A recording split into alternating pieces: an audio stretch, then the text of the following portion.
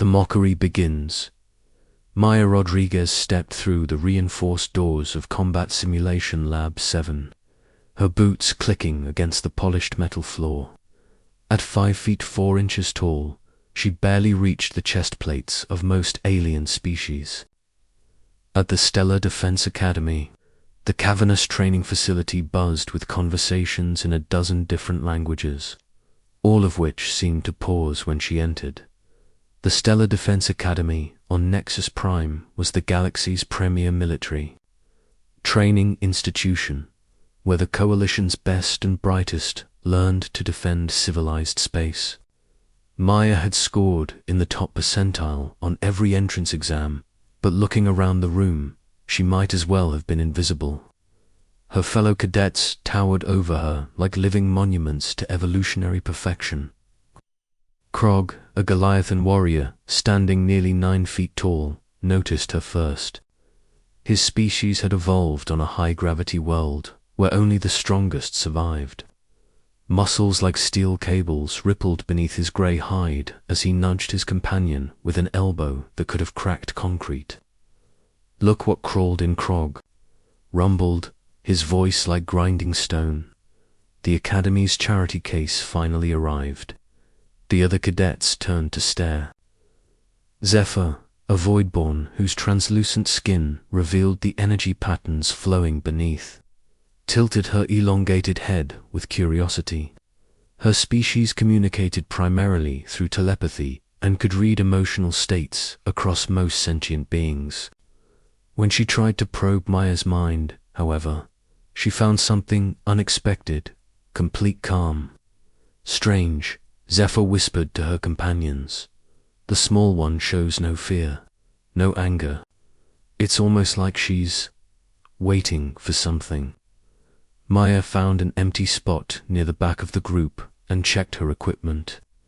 Her standard-issue combat suit looked almost comically oversized on her frame, designed as it was to accommodate species, with natural armor, extra limbs, or toxic secretion glands. She caught her reflection in a polished wall panel and suppressed a smile. She did look rather ridiculous compared to her classmates. Commander Thrax entered the chamber with the fluid grace of his Saurian heritage, standing 8 feet tall. His reptilian features spoke of a predator species that had hunted in packs across desert worlds for millions of years. His golden eyes swept across the assembled cadets before settling on Maya with obvious disdain. "Welcome to Advanced Combat Simulation," Commander Thrax hissed, his forked tongue tasting the air. "Today, we test your ability to survive against impossible odds. Your species has earned its place in the Coalition through strength, cunning, and natural superiority." He activated a holographic display showing various alien predators creatures that could tear through starship hulls with their claws or dissolve matter with their acidic breath. Each of you will face a simulation designed around your species. Natural advantages: Goliathans will demonstrate their renowned strength. Voidborn will show their psychic prowess. Crystallites will prove their defensive capabilities. His gaze settled on Maya again. "And our human cadet will show us... ... Well, we shall see what humans can do when they can't rely on their technology." Snickers rippled through the group. A crystallite cadet, whose diamond-hard exoskeleton could deflect energy weapons, chimed with amusement. "Perhaps the human simulation should involve hiding under a rock until the danger passes. That seems to be their species' specialty." More laughter. Maya simply nodded politely and continued adjusting her equipment. Her fingers briefly touched a small communication device on her wrist, checking its signal strength. The device showed a strong connection to something far beyond the Academy's walls. "Attention, cadets," Commander Thrax announced. "We begin with individual scenarios. Each of you will enter a separate simulation chamber where you'll face 3 progressively difficult challenges. Your performance will be recorded and analyzed. The first group of cadets moved toward their assigned chambers. Maya watched as Krog entered his simulation, a recreation of his homeworld's crushing gravity and predatory fauna. Through the observation window, she could see him moving with surprising grace despite his massive frame, using his natural strength to overcome creatures that would have flattened most beings. Zephyr's simulation involved a complex maze where physical solutions were impossible. Only her psychic abilities could reveal the correct path and manipulate the environment. She navigated it with elegant efficiency, her consciousness touching every surface and finding the hidden mechanisms. Maya's turn came last. As she approached her simulation chamber, the other cadets gathered around the observation windows to watch. Commander Thrax's voice crackled through the intercom. "Human Cadet Rodriguez, your simulation will test your species' supposed adaptability. You'll face 3 scenarios where raw strength, natural weapons, and special abilities are useless. Let's see how your kind performs when reduced to their basic capabilities." The chamber activated, and Maya found herself in a dense jungle environment. The air was thick with humidity, and alien sounds echoed from every direction. Her first challenge materialized a pack of razor-wing predators, creatures with metallic feathers that could slice through bone. Maya moved carefully, using the environment to her advantage. She couldn't outrun the creatures or overpower them, but she could outthink them. She led them into a clearing where their numbers became a disadvantage, causing them to collide with each other in their eagerness to attack. While they were confused, she slipped away. "Clever," admitted Zephyr, watching from outside, "but the next challenge won't be so easily avoided." The second scenario dropped Maya into an Arctic environment facing ice boar worms, creatures that could tunnel through frozen ground and emerge anywhere. Maya had no natural resistance to cold, no way to detect the approaching threats through the ice, and no weapons that could penetrate their armored hides. She struggled visibly, diving and rolling to avoid the creatures as they erupted from the ground around her. Several times, she barely escaped their snapping jaws. The watching cadets began to murmur among themselves. "Look at her scramble," Krog laughed, "like a small prey animal trying to escape inevitable death." "Pathetic," agreed the crystallite. "No dignity, no strength, just desperate flailing." But Zephyr noticed something else. Despite her apparent panic, Maya's movements weren't random. She was leading the creatures in a specific pattern, herding them toward something. When the ice boar worms finally cornered her against what appeared to be a solid ice wall, Maya suddenly smiled. She pressed her hand against a specific point on the wall, and the entire surface collapsed, revealing a massive cavern beyond. The ice boar worms, caught in their own momentum, tumbled into the chasm. Maya had somehow detected the hollow space behind the ice knot through any superhuman sense, but through careful observation of how sound echoed differently in that spot. The third challenge was the most difficult yet. Maya faced a single opponent, Shadow Stalker, a creature that could become intangible at will and strike from any angle. It was faster than her, stronger than her, and immune to most conventional attacks. For several minutes, Maya seemed completely outmatched. The Shadow Stalker toyed with her, appearing and disappearing at will, leaving shallow cuts across her arms and legs. The watching cadets grew bored, confident the outcome was predetermined.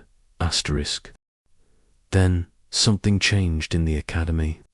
A deep rumble echoed through the walls, so low it was felt more than heard.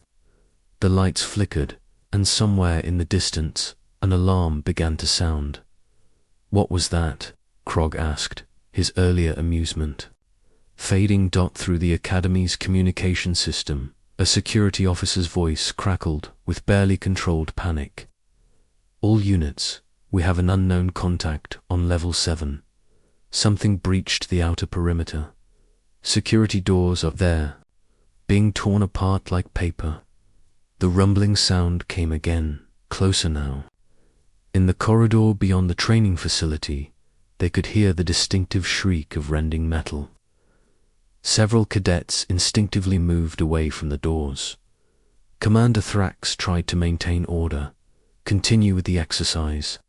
Academy security can handle any situation, but as Maya fought the shadow stalker in her simulation, the sounds outside grew more intense. Heavy footsteps echoed through the halls, footsteps that seemed to follow a direct path toward the training facility. Zephyr's telepathic abilities picked up emotional signatures from throughout the Academy. Fear, confusion, and something else. Hunting instinct so pure and focused it made her translucent skin ripple with unease. "Commander," she whispered, "whatever's out there, it's not random, it's looking for something specific." The security alarm grew more urgent. "All cadets and faculty, remain in your current locations. We have a Code 7 situation. Unknown. Predator entity, classification impossible. It appears to be tracking through the Academy with purpose." Maya, still fighting in her simulation, seemed oddly calm despite the chaos erupting around them. She dodged another attack from the shadow stalker, but her movements had changed. Instead of the desperate evasion she'd shown before, she now moved with confidence, as if she were buying time rather than fighting for survival. "End simulation," Commander Thrax ordered, his usual composure cracking. "All cadets, prepare for potential evacuation." But as Maya's simulation chamber powered down, she held up a hand. "Commander, with respect, I think evacuation might be premature." The sounds in the corridor had grown closer. Whatever was out there had reached their level. The cadets could hear it, now not just the footsteps, but breathing. Heavy, rhythmic, like a massive bellows.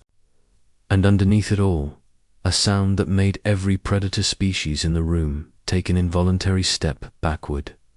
It was the sound of something that had never been prey to anything. Maya walked calmly to her equipment and activated her wrist communicator.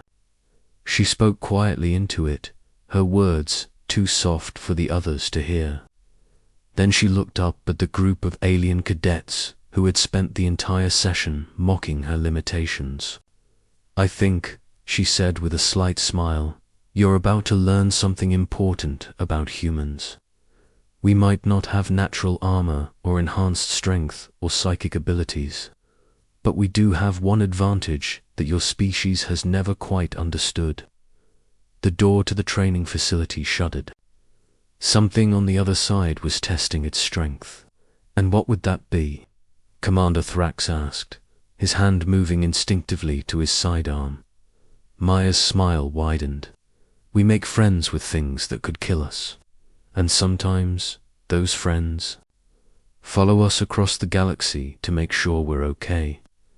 The reinforced door, designed to withstand the impact of a crashing shuttle, began to bend inward. Whatever was on the other side possessed strength that defied every measurement scale that Coalition had ever developed, and Maya Rodriguez stood perfectly still, watching the door with the patience of someone who knew exactly what was coming next. The Guardian reveals itself. The reinforced door exploded inward with a sound like thunder. Metal fragments scattered across the training facility floor as something massive filled the doorway. For a moment, nothing moved. The alien cadets stood frozen, their enhanced senses overwhelmed by the presence of something that shouldn't exist. Then it stepped into the light. The creature stood nearly 10 feet tall at the shoulder. its body a masterpiece of evolutionary perfection that belonged to no known classification. Its hide was midnight black with subtle patterns that seemed to shift in the light, natural camouflage that could adapt to any environment. 4 powerful legs ended in claws that had just torn through reinforced steel like tissue paper. But it was the head that sent waves of primal terror through every species in the room. The skull was elongated and predatory, with intelligence burning in amber eyes that missed nothing.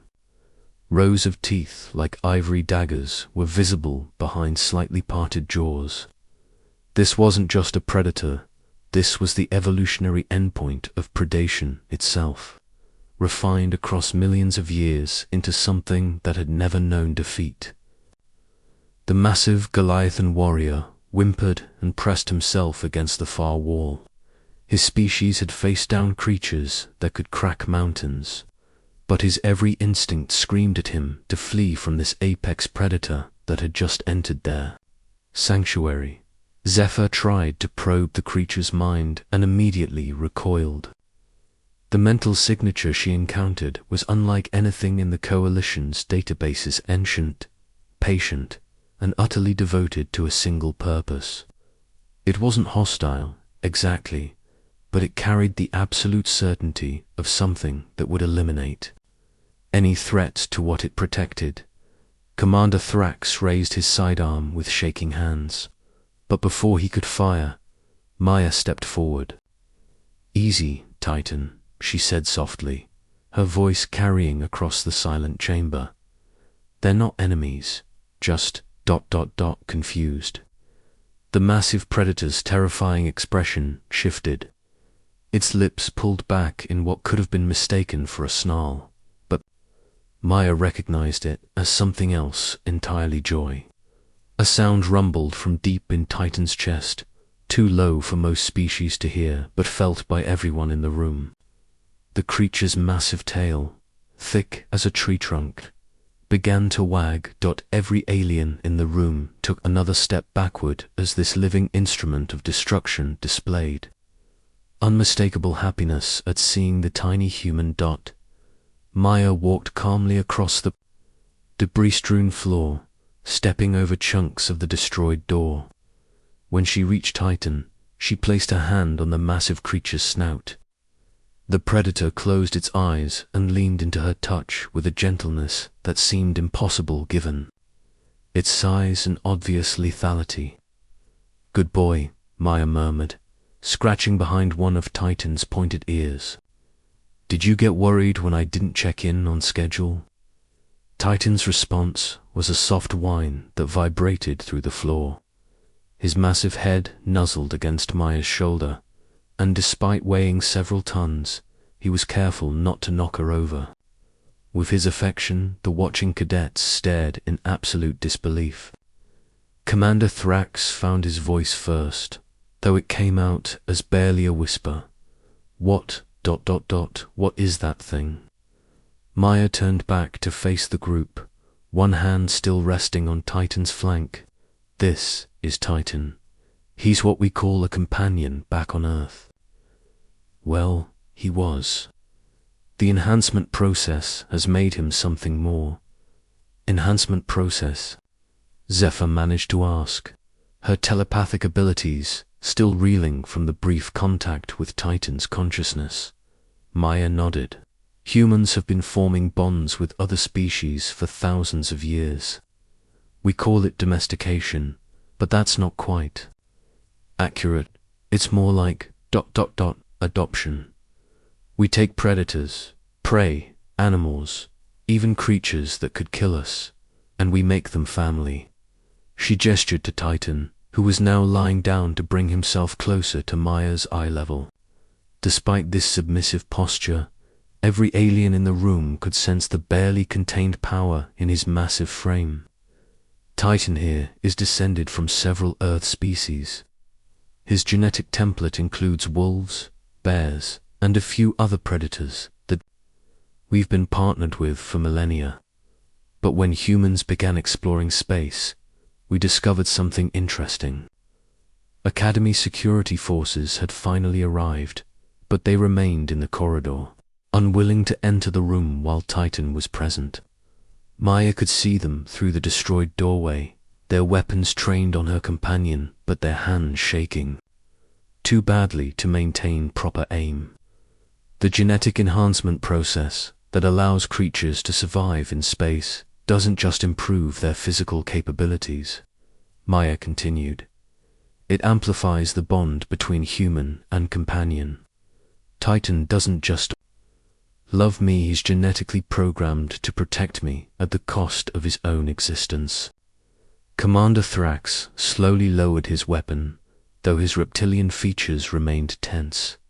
You're saying this creature, bonded with you, chose to follow you across the galaxy?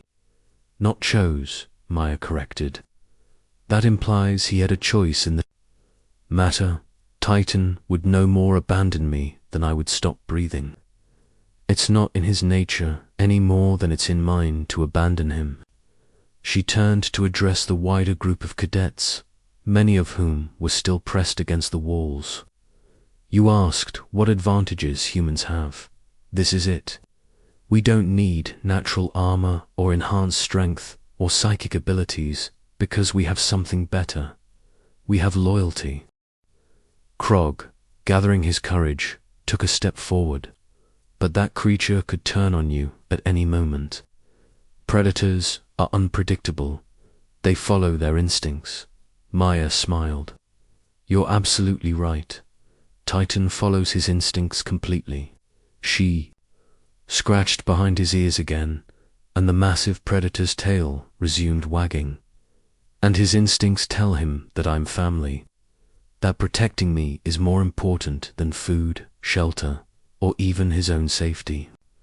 To demonstrate, Maya walked across the room and sat down in one of the undamaged chairs. Immediately, Titan positioned himself between her and every other person in the chamber.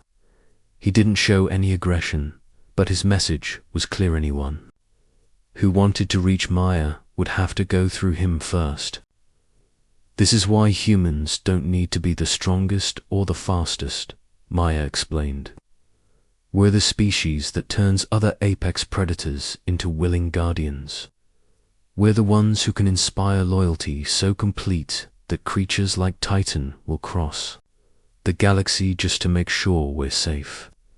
Dean Zereth, an elderly crystallite who served as the Academy's highest administrative authority, entered the chamber with his security escort.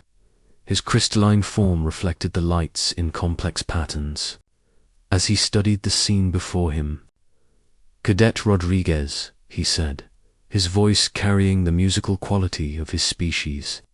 "The Academy has strict policies regarding unauthorized creatures on campus." Maya stood up, prompting Titan to shift his position, but never taking his eyes off the other beings in the room.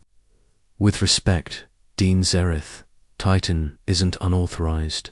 He's listed in my Academy file as a registered companion. The Coalition's regulations specifically allow for emotional support animals." Emotional support. Security Chief Valak, a Saurian like Commander Thrax, stepped forward incredulously. That thing just tore through 6 security doors and fought its way past 12 armed guards to get here.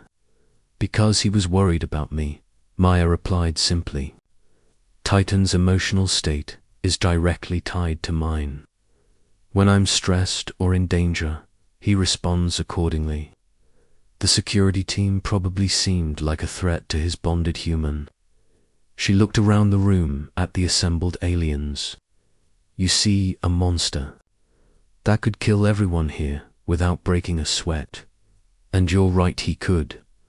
But I see my best friend who got scared when I didn't answer his calls and came looking for me." As if to emphasize her point, Titan lowered his massive head and gently butted against Maya's shoulder, seeking attention. She responded by wrapping her arms around his neck in a hug that looked absurdly small against his enormous form. "This is what humans bring to the Coalition," Maya said, her voice carrying across the silent chamber. Not just our technology or our tactical thinking, but our ability to form bonds that transcend species barriers. We turn natural enemies into allies, predators into protectors, and dangerous creatures into beloved family members. Dean Zereth studied the pair with new understanding, and this ... bonding ability is common among your species. Maya nodded. Every human colony ship includes companion animals. Some are descended from Earth species like Titan, others are native creatures from the worlds we've settled, but they all share one thing in common: absolute loyalty to their human partners. Zephyr, who had been quietly observing, finally spoke up. I tried to read its mind earlier. The devotion I sensed. It's unlike anything I've encountered. It's not just loyalty, it's love so complete that the creature's entire identity is built around protecting you. That's what makes humans dangerous, Maya said, though her tone remained conversational. Not because we're individually powerful, but because we're never truly alone. Every human in the galaxy has companions like Titan, creatures that will fight, kill, or die to keep their bonded partner safe. She looked directly at Commander Thrax. You wanted to test my survival abilities in your simulation, but you designed it around the assumption that I'd be fighting alone. Humans never fight alone. We always have backup, even when it seems impossible. Commander Thrax slowly holstered his weapon. And if we had known about your ...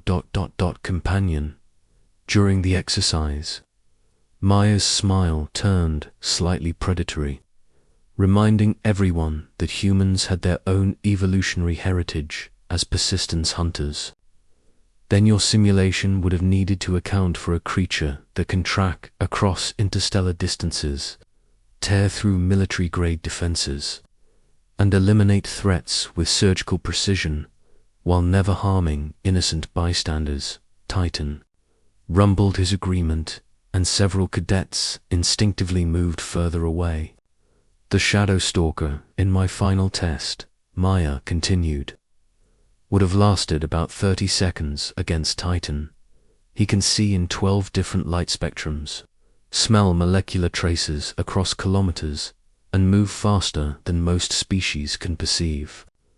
The only reason I was struggling in there is because I was trying to win without calling for help.